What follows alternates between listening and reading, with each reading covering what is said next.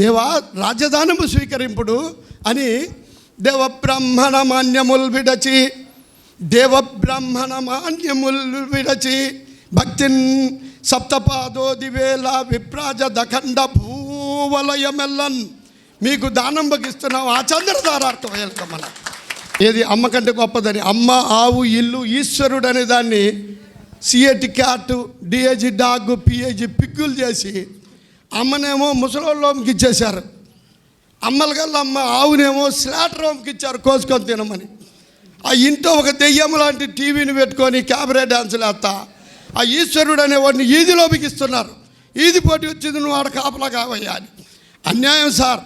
ఆవు లేకపోతే ఇప్పుడు ఇందాక కలుపు నాశనం చేయాలి, కలుపు నాశనం ఏందయ్యా నాశనం చేసేది కలుపుని?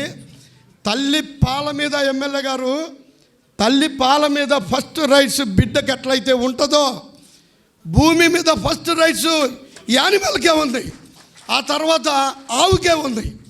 ఇలా ఆవు ఏ పరిశ్రమ అయినా ప్లాస్టిక్ ఇస్తే ప్లాస్టిక్, లేకపోతే ఐరన్ ఇస్తే ఐరను, పత్తి ఇస్తే బట్టలు వస్తాయి. కానీ ఆవు అది కాదు కదండి. పంచగవ్యాలు, జీవామృతాలు, ఒట్టి గడ్డి మేసిస్తుంది. అసలైన పరిశ్రమ అదేనయ్యా. వాటికి ఇవ్వండి భూములు, వాటికి ఇవ్వండి, వాటి పెంచమనండి. ఎందుకంటే భూమి లేకపోతే ఆవు లేదు, ఆవు లేకపోతే ఎరువులు లేవు, ఎరువులు లేకపోతే పంటలు లేవు, పంటలు లేకపోతే మానవ మనుగడే లేదు. అటువంటి దాన్ని ఇవాళ భూమి అన్యాయం అయిపోతుంది, ప్రజలు అన్యాయం అయిపోతున్నారు. గొర్రెలకేం తెలుసురా మేత ఆడ ఉంది, గొర్రెలు మేపేవాడికి తెలుసు. అసలు ఏమనుకుంటున్నారు ఆవు గురించి? ఆవు గురించి ఏమనుకుంటున్నారు ఈ జనం? ఏమనుకుంటున్నారు? ఆవు ఆది మానవుడిగా ఉన్నప్పుడే గుర్తించాడండి, మనం కాదు.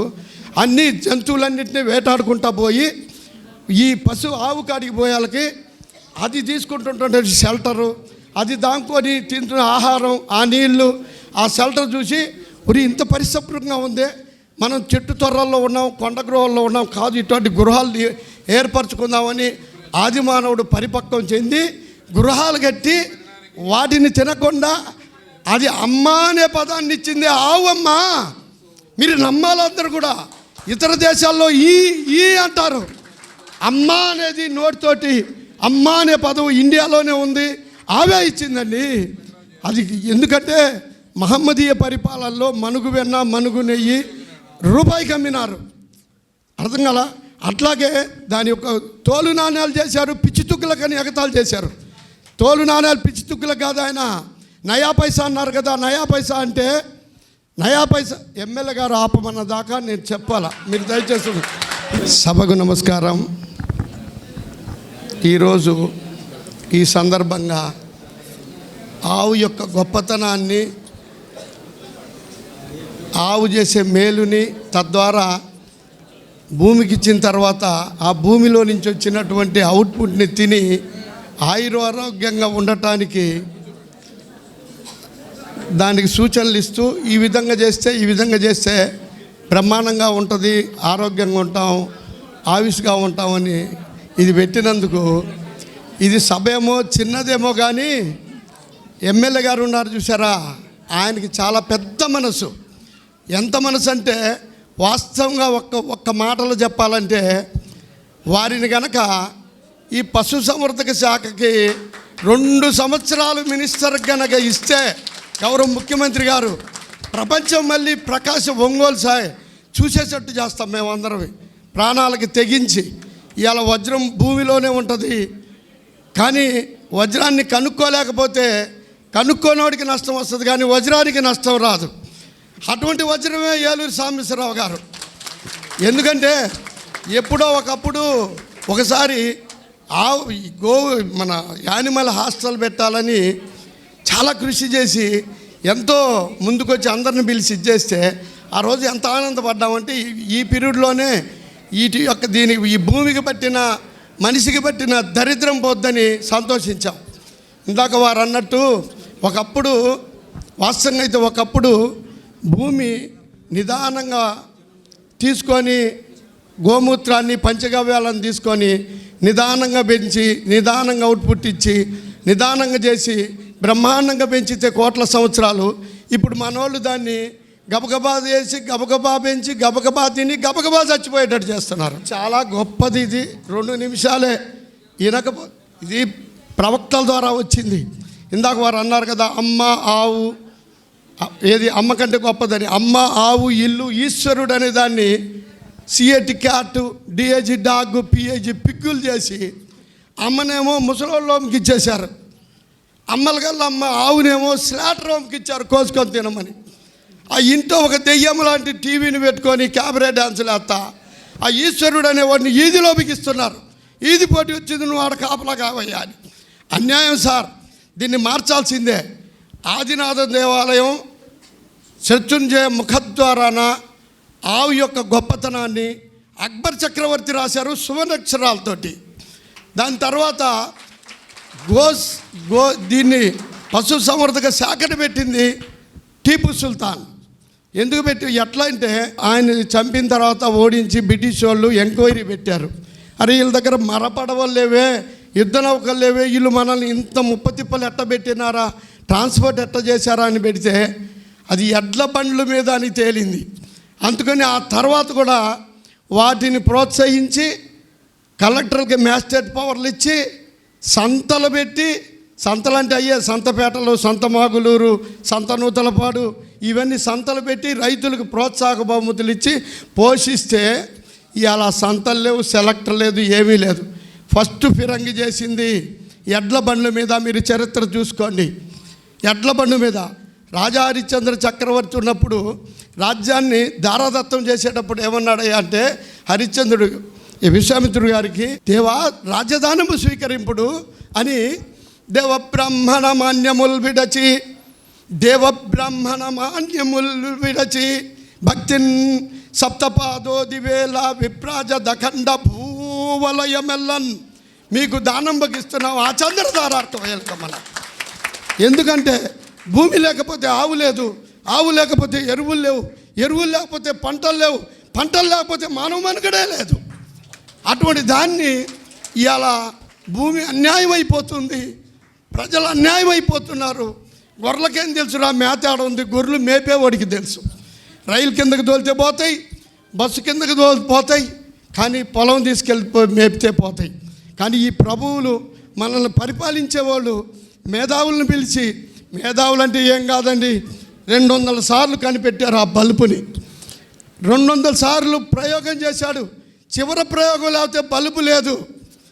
ఆ బల్బు కనిపెట్టినోడు ఇవాళ ఫ్యాక్టరీలు ఎవడు పెట్టలా, అందరూ పెట్టి అమ్ముకుంటున్నారు. అలాంటి వాళ్ళలో మేము ఒకరు ఉన్నాం. మమ్మల్ని కూడా పిలిచండి. గౌరవ ముఖ్యమంత్రి గారు ఫస్ట్ ముఖ్యమంత్రి అయినప్పుడు నా బుల్ తీసుకెళ్ళి ఛాంపియన్ తీసుకున్నా. ఆయన ఏమన్నారంటే ప్రతి సంవత్సరం ఎడ్ల సంతలు పెడతానన్నారు. అంటే బా ఎంత ఆనందపడతా, పెట్టాలనే ఉంది, తీరడంలా. ఇవాళ అది అంతరించిపోతుంది కాదు, ఆవులు మేపేవాళ్ళు లేక అంతరించిపోతున్నారు. అందుకుని అంతరించిపోతుంది. ఇంక చాలా పెద్ద స్టోరీ ఇది. ఆవు లేకపోతే ఇప్పుడు ఇందాక కలుపు నాశనం చేయాలి, కలుపు నాశనం ఏందయ్యా నాశనం చేసేది కలుపుని? తల్లి పాల మీద ఎమ్మెల్యే గారు, తల్లి పాల మీద ఫస్ట్ రైట్స్ బిడ్డకి ఎట్లయితే ఉంటుందో భూమి మీద ఫస్ట్ రైట్స్ యానిమల్కే ఉంది, ఆ తర్వాత ఆవుకే ఉంది. ఇలా ఆవు ఏ పరిశ్రమ అయినా ప్లాస్టిక్ ఇస్తే ప్లాస్టిక్, లేకపోతే ఐరన్ ఇస్తే ఐరను, పత్తి ఇస్తే బట్టలు వస్తాయి. కానీ ఆవు అది కాదు కదండి. పంచగవ్యాలు, జీవామృతాలు, ఒట్టి గడ్డి మేసిస్తుంది. అసలైన పరిశ్రమ అదేనయ్యా. వాటికి ఇవ్వండి భూములు, వాటికి ఇవ్వండి, వాటి పెంచమనండి. ఇవాళ ఇంజక్షన్లు వేసి 100 గేదెలు ఉంటే ఒక్క దూడ ఉండట్లేదు. వాటిని చంపేసి హర్యానా పోయి మన సబ్సిడీ, మన రాష్ట్రం యొక్క సంపదని కొల్లగొడుతూ అక్కడికి వెళ్ళి కొనుక్కొచ్చుకుంటున్నాం. వాళ్ళకి ఎక్కడి నుంచి వస్తున్నాయి దూడలు? మీరు ఒక నిఘంటు పెట్టాలా. 80% దూడలు కనుక బతికించకపోతే మీకు అసలు ఈ లైసెన్సే రద్దు, మీకు అసలు ఇవ్వమని చెప్పి శాసనం చేయండి. శాసనసభలో ఒక తల్లి 10 మంది బిడ్డల్ని పుట్టి మొత్తాన్ని చంపుతుంది, ఆ 11వ కూడా ఉంటే ఇంకా అండగా ఉంటుంది కదా అని అట్లా అనుకుంటుంది తల్లి. అట్లాగే తల్లి పాల మీద ఎట్టయితే రైట్స్ ఉన్నాయో మనకు మనిషికి ఈ భూమికి కూడా అన్నం తినకపోయినా భగవంతుడు ఆ యొక్క ఎనర్జీని ఇస్తాడండి. మాట్లాడుతుంది భూమి కింద విషయం, ఆకాశంపై విషయం. ఈ సమయం ఎవరికి దొరకదు. వాస్తవంగా ఏంటంటే జనాలకు తెలియాలా, నేను తింటే సరిపోదు. అయ్యా మీరు ఆవు గురించి ఏమనుకుంటున్నారు? ఈ జనం ఏమనుకున్నారు? ఆవు ఆది మానవుడిగా ఉన్నప్పుడే గుర్తించాడండి, మనం కాదు.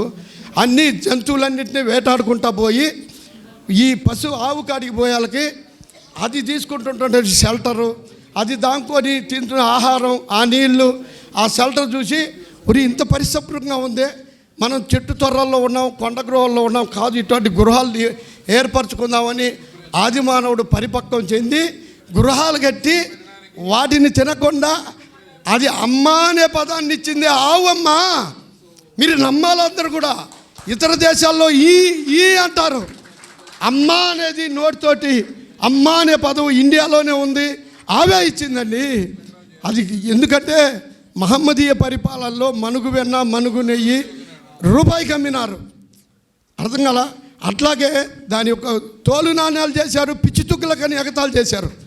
తోలు నాణ్యాలు పిచ్చి తుక్కులకు కాదు, ఆయన నయా పైసా అన్నారు కదా. నయా పైసా అంటే నయా పైసా ఎమ్మెల్యే గారు ఆపమన్న దాకా నేను చెప్పాలా, మీరు దయచేసి ఇది జనాలకు చెప్పాలా. మీరేందండి గబగబా చిన్నంగా రమ్మన్నట్టు, అది ఎట్ట చూద్దు సాధ్యమైతే. ఇప్పుడు నో నో నో ఒక్క మాట సరే.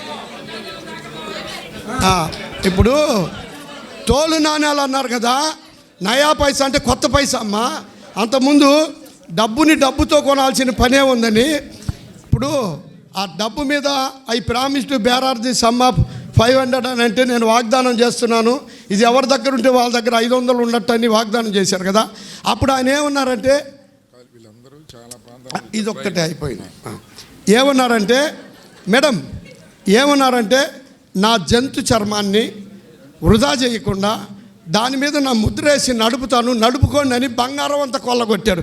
ఆయనట్ల పిచ్చోడమ్మా, వీళ్ళు పిచ్చోళ్ళు. అప్పుడే డెవలప్ అయింది. కాబట్టి దీని గురించి చెప్పాలంటే రామాయణం గురించి భారతం గురించి చెప్పేది మొత్తం ఆ వర్డ్సే. ఎన్ని మాటలు విన్నా కానీ తీయంగానే ఉంటుంది. వినేవాళ్ళకి అదృష్టం ఉండాలా, చెప్పేవాళ్ళకి కూడా ఉండాలా.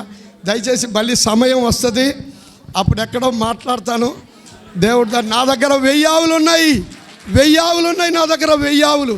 ముఖ్యమంత్రులు, ప్రధానులు వీళ్ళందరికీ ఎడ్ల బండ్లు నేనే కట్టేది. ఓకే, నమస్తే.